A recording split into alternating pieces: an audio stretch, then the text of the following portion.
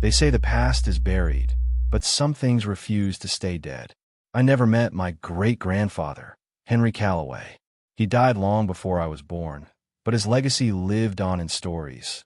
Tales of a quiet man who had seen too much, a war medic who saved lives, yet carried a strange darkness with him. My grandfather used to say Henry never truly left the war behind. Even in his old age, he would wake in the middle of the night, staring into the dark, whispering to someone who wasn't there. I never understood why, not until I found the journal. It happened on a cold, rainy afternoon. I had traveled back to my family's old home in upstate New York, a creaking Victorian house that smelled of dust and time. My father had asked me to help clear out the attic, a place no one had touched in years. I sifted through old trunks, yellowed newspapers, and forgotten letters when I stumbled upon a small, leather-bound book. The cover was cracked and worn, but the initials H.C. were still visible, etched into the surface. Curious, I wiped away the dust and flipped it open. The first few pages were filled with names and dates, scribbled in careful handwriting. Then, the entries began. February 12th, 1943, there was a boy today, no older than 18. He had a wound in his side, bleeding too fast. I tried to save him, but he kept calling for his mother, and then he was gone. I closed his eyes. Sometimes I wonder how many ghosts I carry on my shoulders. I swallowed hard and turned the page. The words that followed made my breath catch in my throat. March 5th, 1943, Fabio De Luca is dead. I saw it with my own eyes. He took a bullet to the chest and fell into the mud. There was nothing I could do. But today he walked into camp, completely unharmed. No one speaks of it. No one questions it. But I know what I saw. I frowned, rereading the passage. Had Henry been mistaken? A soldier presumed dead, only to return. It had to be an error. But as I kept reading, the entries grew stranger, more urgent. April 2nd, 1943, he should not be alive. The explosion buried him under rubble. We dug out bodies, limbs twisted in ways no man should endure. And yet, tonight, Fabio sat by the fire, staring at me with those hollow eyes. He knows I'm watching him. He smiles, but it does not reach his eyes. A chill crept down my spine. I looked around the attic, suddenly feeling as though I wasn't alone. The air had changed, thick with something unseen, something watching. I shook it off and forced myself to keep reading. April 27th, 1943, it is not luck. It is not coincidence. He has died too many times. The others whisper about him, but no one dares speak aloud what we all know. Fabio De Luca is not like us. He cannot die. Or worse, death does not want him. I slammed the journal shut. My heart pounded in my chest. It was just an old war story, I told myself, the ramblings of a man who had seen too much horror. But the words clung to me, sinking deep into my bones. As I sat there, gripping the book, the wind outside howled through the cracks of the attic. For the first time in my life, I felt truly uneasy, as if by reading those words, I had stirred something awake, something that had been waiting. I still remember the scent of blood. It clung to everything, the damp earth, the sweat-stained bandages, the rusted stretchers that carried men who would never walk again. The air itself felt thick with death, pressing down on my chest like a weight I couldn't shake. Monte Cassino was a nightmare carved into the Italian hills, a battlefield where the sky was always filled with smoke and the ground was always wet, either from rain or from the blood of soldiers who had fallen hours before. I was a medic, just another nameless man trying to keep others from dying. Some days it felt pointless. Other days I knew it was. But there was one man who refused to die. His name was Fabio De Luca. I first saw him after an ambush near a ruined farmhouse. We had been pushing forward, clearing a village, when the Germans rained artillery down on us. The explosion sent bodies flying like rag dolls, limbs torn, faces shredded. I remember hitting the ground, covering my head, waiting for the hellfire to stop. When it did, all I could hear were the screams of the wounded. I ran toward the first man I saw, a soldier lying face down in the dirt, his uniform torn and blackened by shrapnel. When I rolled him over, my breath caught in my throat. His face was untouched, his dark eyes open and staring, but his body was wrecked. Blood pooled beneath him, staining the earth. His chest had been torn apart. No one could survive wounds like that. And yet, he was still breathing. His lips trembled as if he wanted to speak, but all that came out was a soft wheeze. His fingers twitched, gripping at my sleeve. I had seen dying men before, countless times, but something about him made my skin crawl. There was no fear in his eyes, no pain, just waiting. I pressed my hands against his wounds, but I already knew it was useless. I whispered to him, telling him it was okay, that I was here, that I wouldn't let him go alone. His breathing slowed, his grip loosened. Then, finally, his chest fell still. His eyes stared past me, empty. I let out a shaky breath and closed his eyes with my fingertips. Another soul lost. Another name that would fade into history. Or so I thought. 3 days later, I saw him again. It was in the camp, just after sunset. I was passing through the medical tents, checking on the wounded, when I froze. He was there, sitting on the edge of a cot, rolling a cigarette between his fingers, alive and whole. I thought my mind was playing tricks on me. Maybe it was the exhaustion, the lack of sleep, the endless horror. But then he looked up. He smiled. A slow, knowing smile, as if he recognized me. As if he knew exactly what I had seen 3 days before. I felt my stomach twist. I wanted to ask him how he was alive, how he had made it out, but my throat tightened. I couldn't speak. Instead, I just stood there, staring at him. That was the first time I felt it. The coldness in my gut. The feeling that something was terribly, terribly wrong. I didn't know it then, but that was only the beginning. I remember the first time I saw Fabio De Luca die. It was late autumn of 1943, deep in the blood-soaked trenches of Monte Cassino. The sky was a dull, lifeless gray, the kind that made you forget what warmth felt like. The air smelled of damp earth, sweat, and gunpowder. The wounded cried out for mercy, their voices blending into the distant roar of artillery. I was used to death by then. It was my job to patch men up, to pull them from the jaws of the inevitable. But Fabio was different. We were caught in an ambush, a burst of enemy fire tearing through the trench like a scythe through wheat. Men dropped around me, some screaming, some silent. I dove for cover, my heart slamming against my ribs. That's when I saw him, Fabio, standing in the open, his rifle raised. A shot rang out. The bullet struck him in the chest, a clean hit, the kind that no man could walk away from. Fabio staggered, his mouth opening slightly as if he wanted to say something. Then, without a sound, he collapsed face first into the mud. He was dead. I was sure of it. I didn't have time to think about him then. More gunfire erupted, and I did what I've been trained to do. Crawled through the filth, hands shaking, trying to keep the dying alive just a little longer. Hours passed before the battle eased. When the smoke cleared, we gathered the bodies. There was no dignity in death out here. We lined them up, stripped their tags, and covered their faces. I remember kneeling beside Fabio's body, pressing 2 fingers against his throat out of habit. Cold skin, no pulse. He was gone, or so I thought. 2 nights later, I saw him again. It was during roll call. The surviving men stood in formation, weary but alive. I counted, as I always did, making sure our numbers were right. And there, standing among them, was Fabio De Luca. At first, I thought I was mistaken. Maybe I was exhausted. Maybe grief was playing tricks on me. I walked closer, my heart pounding. It was him. Same face. Same dark eyes. Same calm expression, as if nothing had happened. I grabbed another soldier, Jenkins, and whispered, Didn't Fabio die 2 days ago? Jenkins gave me a strange look. Yeah. Took one right to the chest. I swallowed hard. Then how is he standing right there? Jenkins followed my gaze, his face draining of color. I saw his hands tremble. Fabio turned then, as if he had heard us. He met my eyes and smiled. Not a warm smile. Not a friendly one. It was something else. Something knowing. I couldn't breathe. I wanted to say something, to ask him how, but my throat had closed up. The moment passed, and the roll call continued as if nothing was wrong. As if I hadn't just seen a dead man standing among the living. That night, I couldn't sleep. The rain tapped against my tent, and the wind howled through the camp. My mind raced. Had I imagined it? Had someone made a mistake? No, I had checked his body myself. Fabio De Luca had died, but now he was back. I couldn't stop thinking about the name, Fabio De Luca. It felt like it was stitched into my brain, each letter digging deeper the more I tried to ignore it.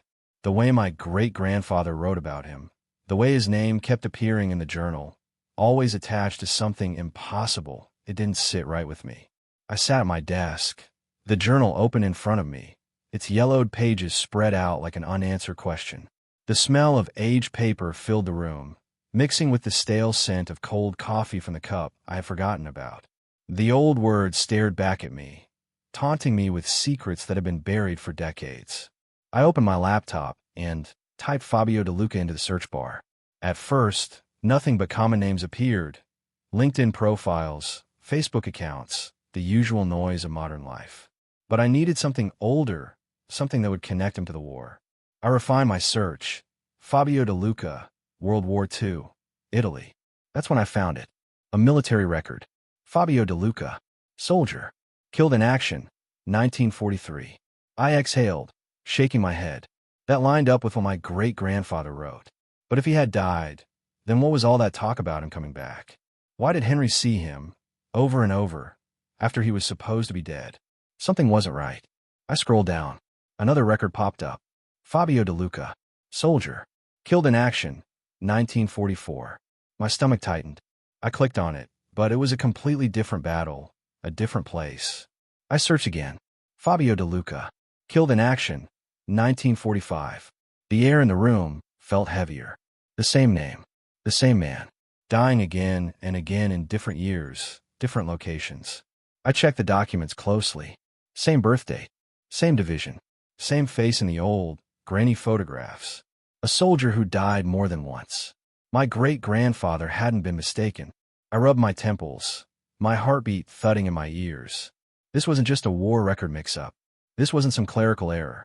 Someone, or something, had lived through these battles when they shouldn't have. And then, I found a photograph. It was buried deep in an old military archive, part of a report from an American officer who had fought in Italy. The photo was black and white, a group of soldiers standing together in a ruined village. Some were smoking, others laughing.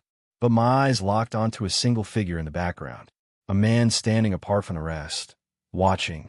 His face was clearer than the others, as if time had forgotten to blur him with age.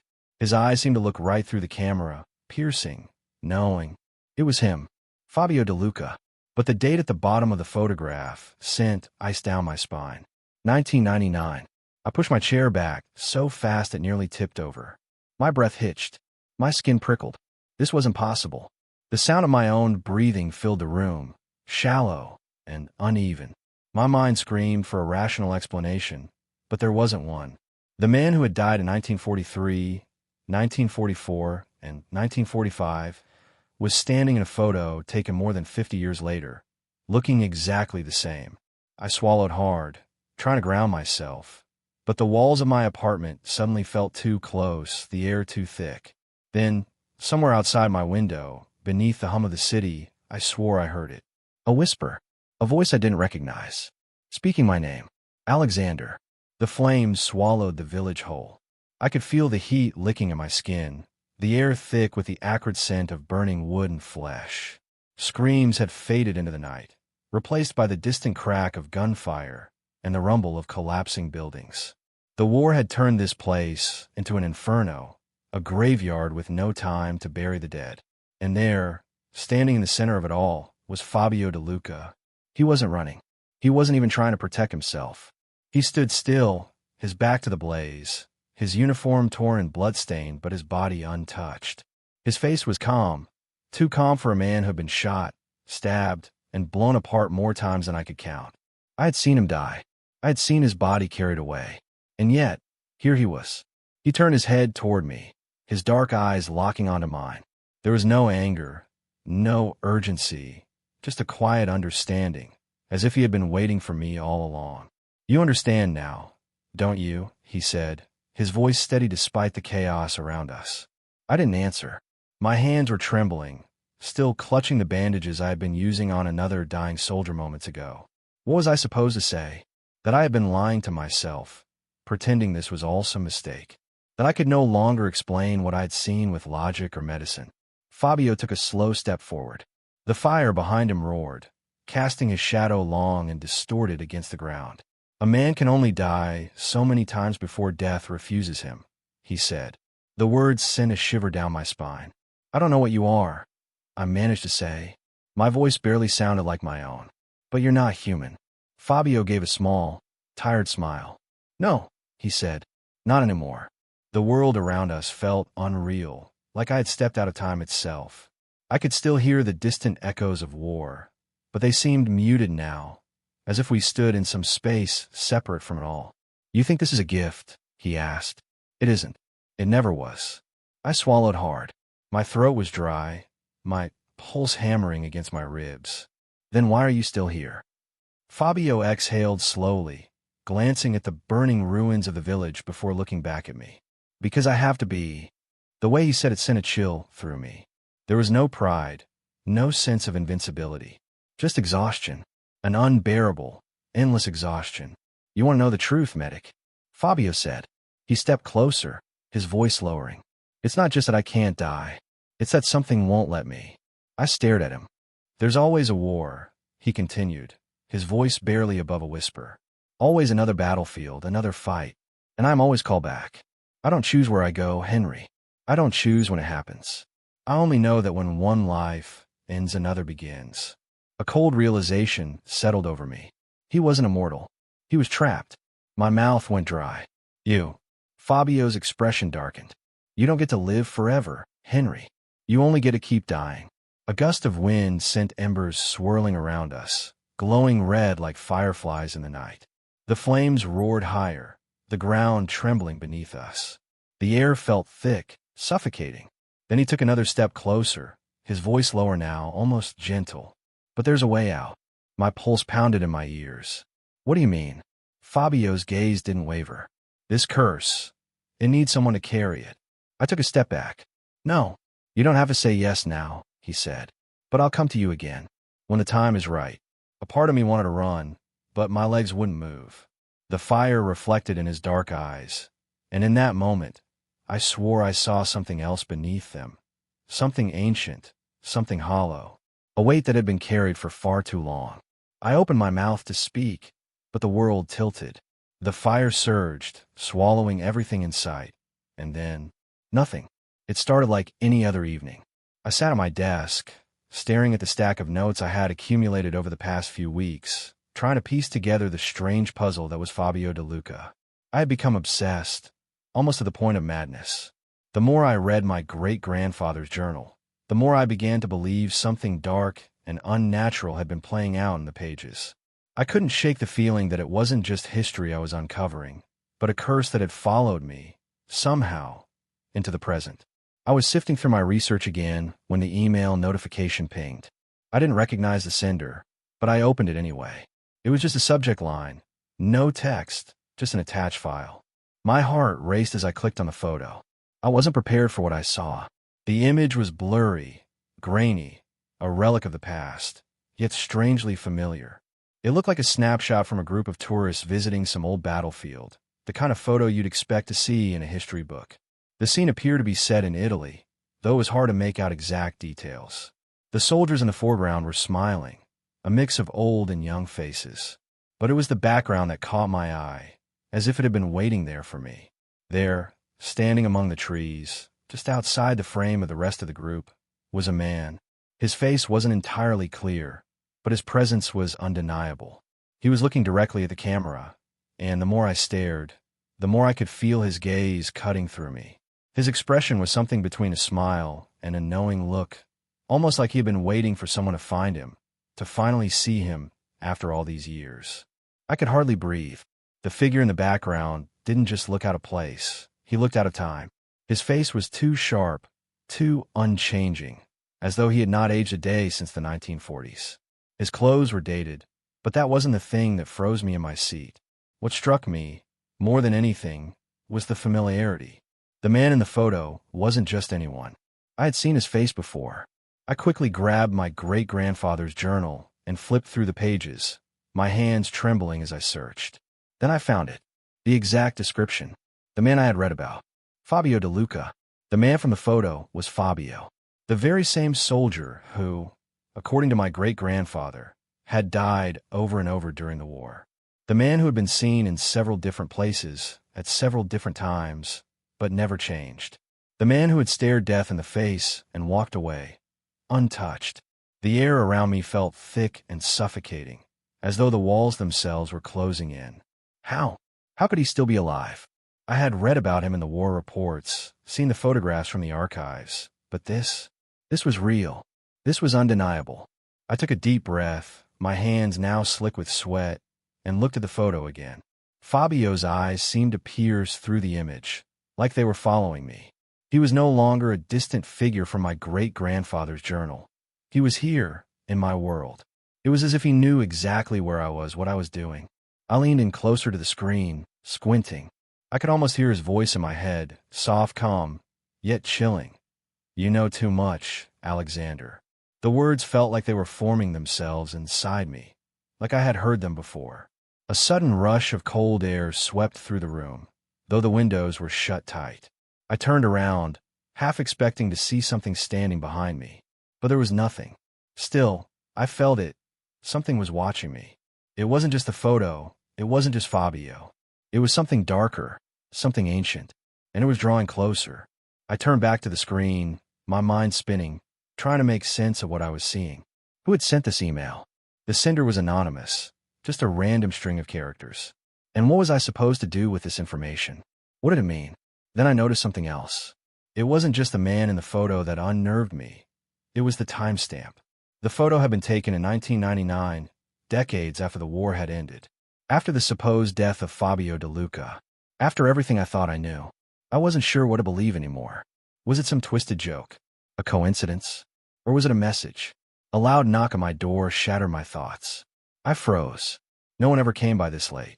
Hesitant, I stood and walked towards the door, my heart pounding in my chest. I didn't even look through the peephole. I was too afraid of what I might see. I opened it. No one. Just as quickly as I'd reached the door, a cold gust of wind blasted me in the face. My apartment door slammed shut behind me, and I turned to see the air growing thick, like smoke swirling around me. Shadows flickered, too fast for me to track. It felt like the world had shifted somehow, like I wasn't in my apartment anymore. Like I was being pulled into something far older, something far more terrifying. The picture of Fabio in my mind kept repeating, over and over, his eyes locked on mine. I couldn't escape him. I couldn't escape the feeling that he was standing just behind me, waiting for me to make my choice. And then, everything went silent. So silent, I could hear my own breathing, ragged and sharp. It was like the whole world had held its breath, waiting for something to happen.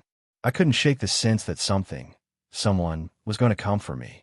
And I wasn't sure if I wanted to wait and find out, or if I should run as far as I could, never looking back. But I knew one thing for sure. Fabio wasn't just a ghost of the past. He was alive, and he was coming for me. The air in my apartment felt thicker than usual that night.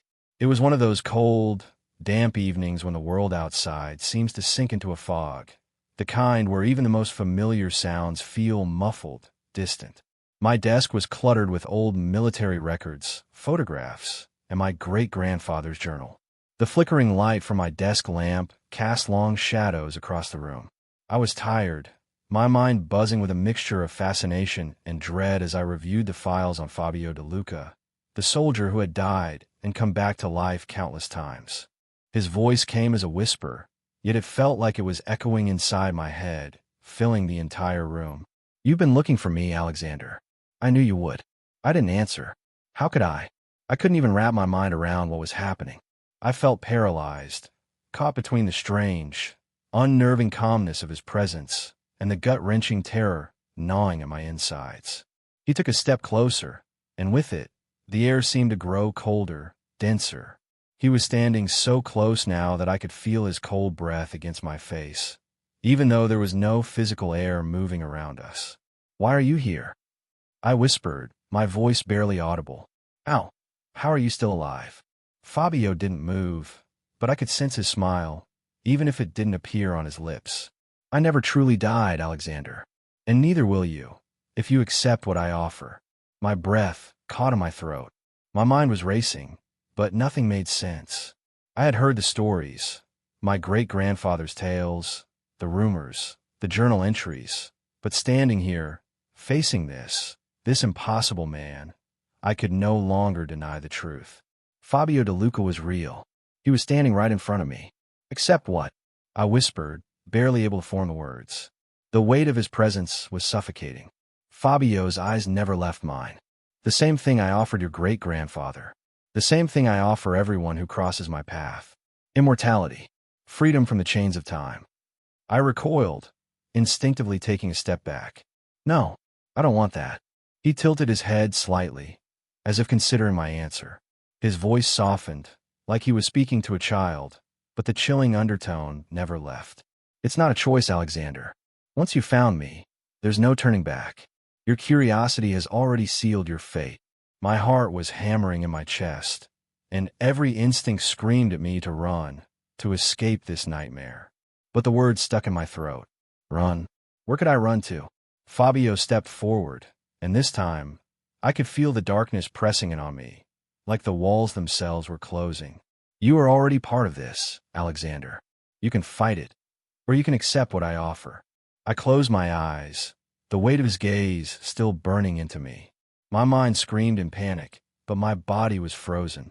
Every word he spoke seemed to wrap itself around me, suffocating me, pulling me into a world I didn't want to understand. I can't, I whispered. I won't. He let out a soft chuckle, a sound like the rustling of dry leaves. Then you will see the consequences, just as Henry did. Suddenly, the temperature in the room dropped even further, and I shivered. When I opened my eyes again, the figure in front of me was no longer Fabio. Instead, it was a blur, a dark, shifting shape, an entity I could barely make out, but I knew it was him. He was not human anymore, not truly.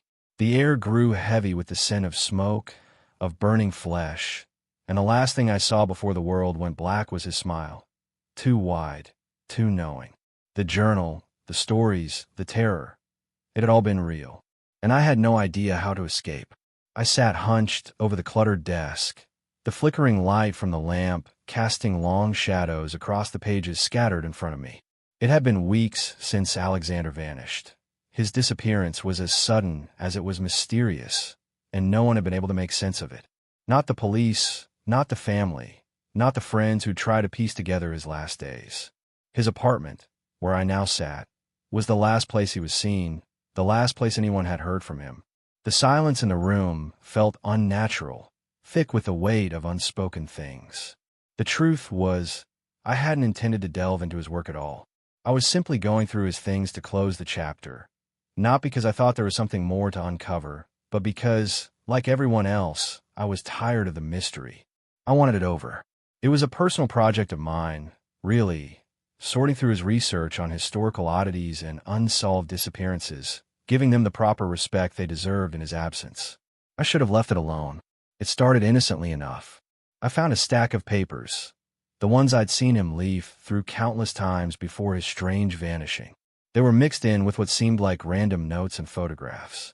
He had a way of organizing chaos into something readable, and I could see that now in his meticulous handwriting, underlined words, and sketches of faces, buildings, and old battlefields.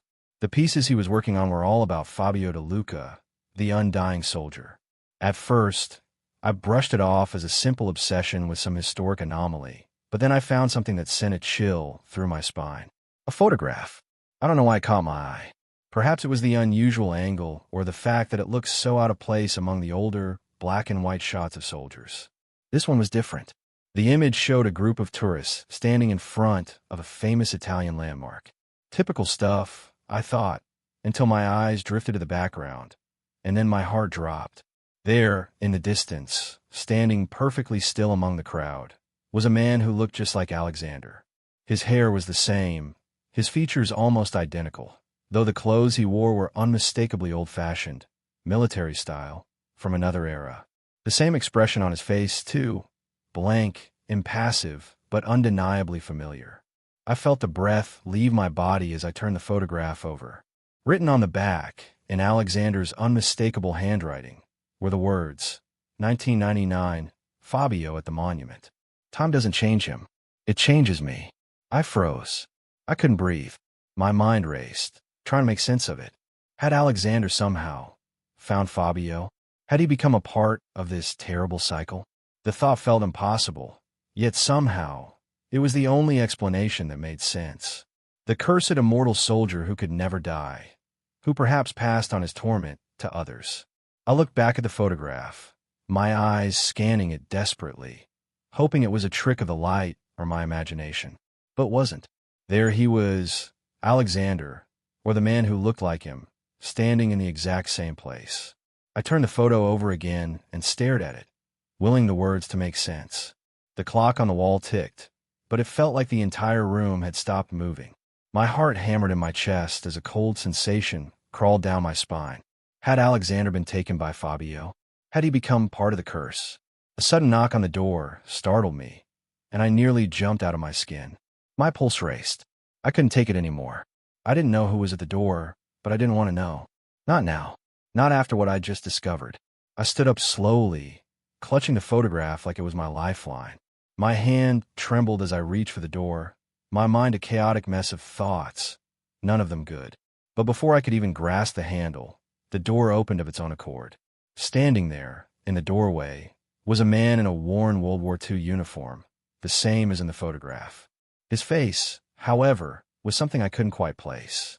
It looked just like Alexander, but twisted, older somehow, the expression as cold and empty as I'd seen in the photograph.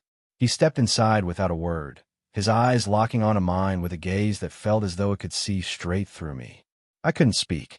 I couldn't move. It was like I was paralyzed by the weight of his stare. The door clicked shut behind him. "Have you found what you were looking for?" His voice was calm, far too calm, and it echoed in the silence of the room. I took a step back, my legs barely holding me up. Who are you?" He smiled, and it was Alexander's smile, but it was wrong. I knew. The truth was staring me right in the face. He didn't answer. Instead, he placed a hand on the table, where the photograph still lay. "I'm not the one you're looking for," he said softly. "But perhaps it's time you understood." The door behind him slammed shut. And then, nothing. Just like the photograph, the face in the shadows, I was left to wonder, was this the end, or was it just the beginning? And would I ever truly escape from it?